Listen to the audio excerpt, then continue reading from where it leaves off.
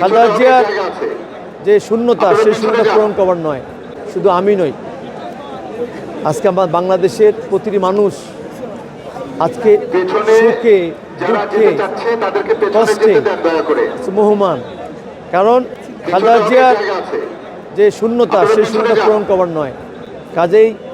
আজকে এই কোটি মানুষের জানাজার মধ্যে দিয়ে সবারই একটি দোয়া থাকবে এবং আমিও সেই দোয়াটি করব, মহান রব্বুল আমিন যেন এই যে মহিষী নারীর এই যে সারা জীবন ধরে সংগ্রাম, এই ত্যাগ, এই স্যাক্রিফাইস, আল্লাহ তাআলা যেন তাকে মাফ করে দিয়ে জান্নাতুল ফেরদৌসে সর্বোচ্চ মোকাম দান করেন। আমার মনে হয়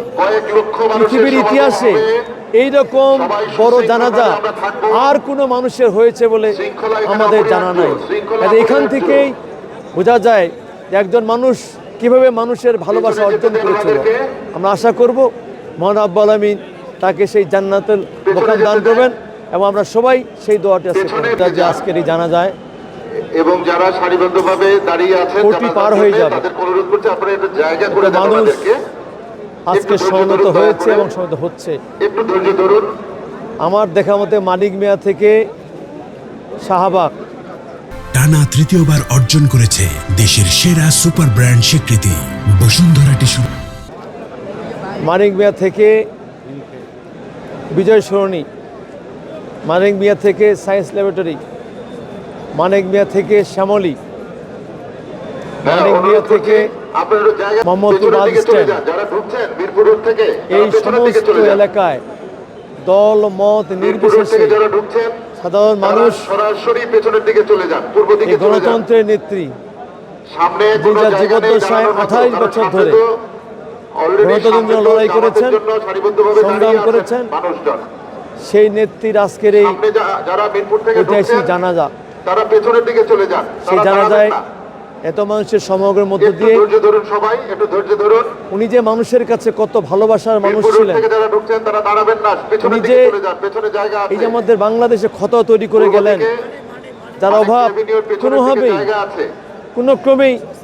আমরা পূরণ করতে পারবো না। আজকে তাই আমাদের এই নেত্রীর এই জানাজায় আমরা সবাই কাছে প্রার্থনা করব,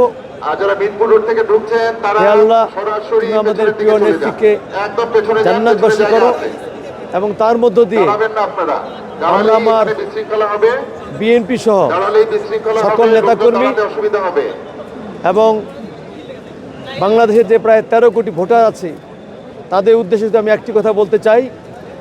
আজকে যে নেত্রী গণতন্ত্রের জন্য তারা সারাটি জীবন সংগ্রাম করেছেন, যুদ্ধ করেছেন, লড়াই করেছেন, মামলা খেয়েছেন, জেলে খেটেছেন, অতএব আজকে সেই গণতন্ত্রের যে বিজয়ের জন্য নির্বাচন, আগামী ত্রয়োদশ জাতীয় সংসদ নির্বাচন, সেই নির্বাচনে আমাদের প্রয়াত নেত্রীর মার্কা, বাংলাদেশের মার্কা, জিয়া রহমানের মার্কা, ধানের শীষ প্রতীককে আমি আশা করব প্রতিটি মানুষ এই মার্কাকে বিজয় করে আগামী দিন আমাদের নেত্রীর যে স্বপ্ন ছিল বাংলাদেশে গণতন্ত্র ফিরে আসবে, আমরা আমাদের কথাগুলো বলতে পারবো, সাংবাদিকরা তাদের যে লেখনীর মধ্য দিয়ে মত প্রকাশ করতে পারবে এবং আমাদের প্রতিটি মা স্বপ্ন দেখেন তার সন্তান ঘর থেকে বের হলে আবার সুস্থ ফিরে আসবে,